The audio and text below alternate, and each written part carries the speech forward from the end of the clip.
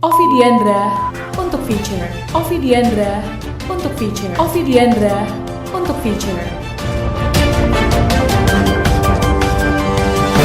Ovi Diandra untuk features. Protokol kesehatan kunci perangi varian baru COVID-19.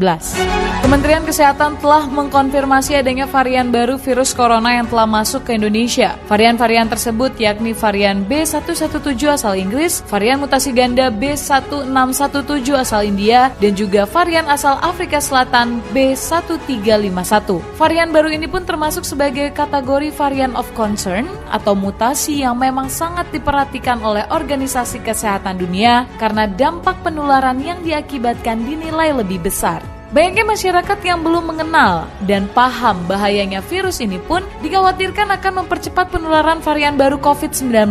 Diungkapkan lebih lanjut oleh Dr. Iwayan Gede Artawan MEPIT yang merupakan Sekretaris Perhimpunan Ahli Epidemiologi Cabang Bali bahwa meskipun kenyataannya saat ini kasus yang ditemukan masih sedikit, tapi kemungkinan besar di masyarakat belum tentu seperti itu.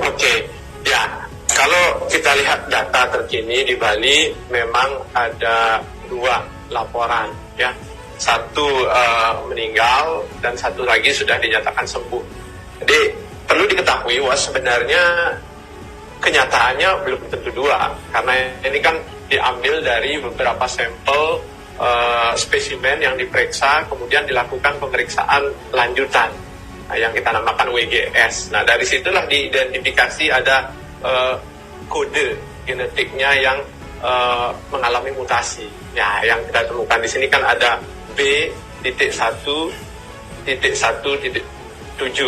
kemudian B.1.351. Nah, ini artinya walaupun ada yang meninggal satu bukan berarti tingkat kematiannya nanti 100% gitu, tidak. Nah, yang memang menjadi concern dari para ahli adalah varian baru ini lebih berpeluang untuk menular atau daya tularnya, kemampuan menularnya itu lebih tinggi. Bahkan diperkirakan sampai 70% lebih tinggi dari varian aslinya. Meskipun belum ada bukti bahwa varian baru virus corona lebih mematikan daripada strain sebelumnya, namun jika dikutip dari berbagai sumber, mutasi yang terjadi dikhawatirkan bisa menurunkan efektivitas vaksin dalam membentuk antibodi. Lalu apakah ada perbedaan masa inkubasi dan ciri-ciri yang lebih spesifik dari varian baru ini? Untuk masa inkubasi sampai sekarang diidentifikasi itu masih relatif sama, yaitu rata-ratanya 5 hari, bisa 3 bahkan perpanjang 14 hari. Nah untuk gejalanya sendiri, secara keseluruhan gejala memang selain itu dari tenggorokan, kemudian hilang penciuman, varian baru ini mempunyai gejala yang lebih khas adalah nyeri otot atau kita sering sebut di kedokteran myalgia, seperti itu. Kemudian pusing, mual, muntah, dan gejala neurologis atau gejala gangguan di saraf lain. Setelah pemerintah menggencarkan vaksinasi dan hadirnya varian baru tentu dikhawatirkan akan membuat efektivitas vaksin menjadi menurun. Diungkapkan oleh Dr. Artawan, jika vaksinasi tentunya tetap bisa mencegah varian baru COVID-19. Sampai saat ini dari berbagai literatur yang sobat saya cari tentang itu, dari pendapat para ahli, ya kalau saya sendiri di epidemiologi lapangan, memang masih disampaikan bahwa vaksin yang sekarang ini ada itu cukup memberikan proteksi pada virus varian baru, terutama untuk mengurangi risiko penularan walaupun tidak 100% dan mencegah gejala yang lebih berat. Sebagai masyarakat penting untuk tidak khawatir, tapi apa hal yang paling penting untuk mencegah penyebaran COVID-19? Prinsipnya adalah bagaimana mencegah, nah, kan gitu. Mencegah untuk terjadinya varian baru itu sama dengan mencegah infeksi COVID-19. Karena apa?